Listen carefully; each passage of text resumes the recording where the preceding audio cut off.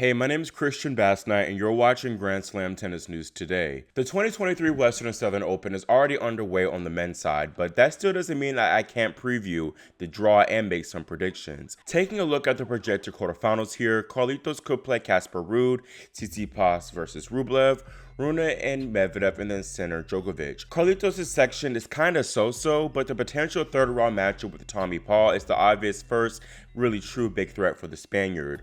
Paul beat Alcaraz in the Toronto quarters, but he still has to get by Miomir Kecmanovic, who is a solid player, before facing a talented Frenchman in either Hugo Humbert or Arthur Fils. In this little bottom portion, Frances Tiafoe already got through his opening rounder, besting DC finalist Talon Griekspoor in 3 sets. Either Brandon Nakashima or Stanislas Wawrinka are his projected second round opponents.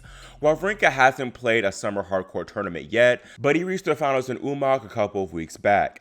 I definitely think that Francis can beat Casper Ruud in that third round, but he'll need to play better than he has been lately, not gonna lie. Overall, I think Carlitos will be happy with his draw, as Francis, who I honestly do think is his biggest threat here, isn't playing at the level he needs to be right now to get the W.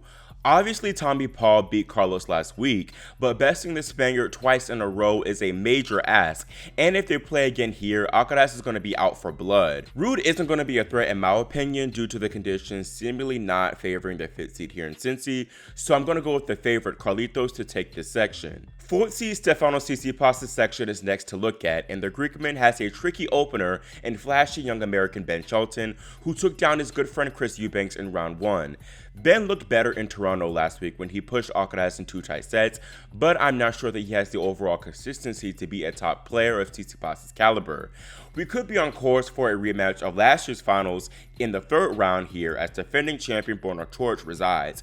Borna was not given any favors by the tennis gods as he starts his title defense against Sebi Korda, and he could meet Hubie Hurkacz in the 2nd round, who really could have beaten Alcaraz last week. I'm not confident in Coric's chances of backing up his performance from last year, and I do see him falling early. This is a really difficult section for Stefanos, as Hurkacz in round 3 could definitely send him packing. In the bottom part, we do have a popcorn first round match between Karen Khachanov and Andy Murray. However, Khachanov is coming off a stress fracture in his back, as this is his first tournament since Roland Garros, so he'll likely be a bit vulnerable here. Murray had an abdominal injury that forced him to pull out of his 3rd round match in Toronto versus Sinner. I definitely think this section offers the most opportunity, as Andrei Rublev looked pretty poor in his opening round exit in Canada to Mackie McDonald. Still, I think he has the best draw out of all the players here, and for that reason, I'm sending him through to the semis. Transitioning to the bottom half, Holger Rune is at the top of Daniil Medvedev's section, and Toronto quarterfinalist Mackie McDonald is a potential opening round opponent for him. Rune did not play well in Canada, falling early to Marcos Giron. The Dane, I think, will still be pretty pleased with his draw, as his projected 3rd round opponent Felix Auger-Aliassime has literally not won a singles match since May. I definitely can see this losing streak continuing here in Cincy, with Berrettini being his opening round opponent. Meanwhile, 2019 champion Daniil Medvedev has a tough draw himself, opening against either Lorenzo Musetti, who he literally played this past week, or Dan Evans, who won the DC City Open. He could then get either Alexander Zverev or Grigor Dimitrov in round 3, which is another crazy good first round matchup too.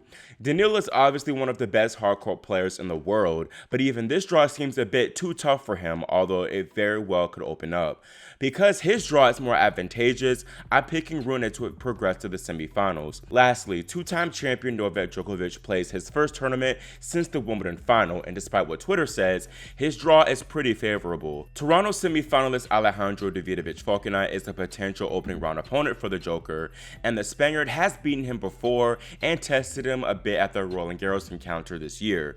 However, I don't foresee him doing anything really crazy in Cincinnati though, although he could take advantage of Djokovic perhaps being a little bit rusty from not playing in about a month or so. Toronto finalist Alex de Minaur is also there, as well as Cam Norrie and Gael Monfils. Monfils has been playing great this summer hardcourt swing, just coming off a Toronto quarterfinal appearance, but his 0-18 head-to-head record against Djokovic has me very unsure of whether he'll even make it past the 3rd round here. At the top, first off his maiden Masters 1000 title, Jannik Sinner is projected to meet American Taylor Fritz in the 3rd round, though Fritz has a difficult opening round match against Yuri Lehechka. Taylor has had a solid summer hardcourt swing thus far, winning Atlanta, making the semifinals of DC, and nearly taking down finalist de Minaur in Montreal.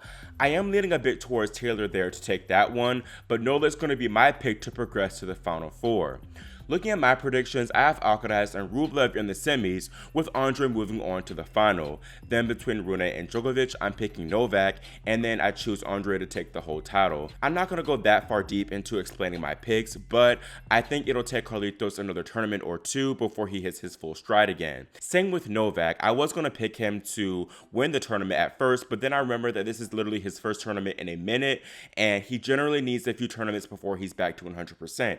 He doesn't just snap back into form just like that nowadays. Rublev, I know, is an odd pick, especially considering how poor he looked last week, but I do like his draw, and I feel like he'll play better for this tournament here in Cincinnati. Let me know what y'all think about my preview and predictions in the comment section below, and subscribe and click the notification bell so you're notified whenever I post the tournament updates throughout the week. Thanks for watching, and I'll see y'all soon here on Grand Slam Tennis News Today.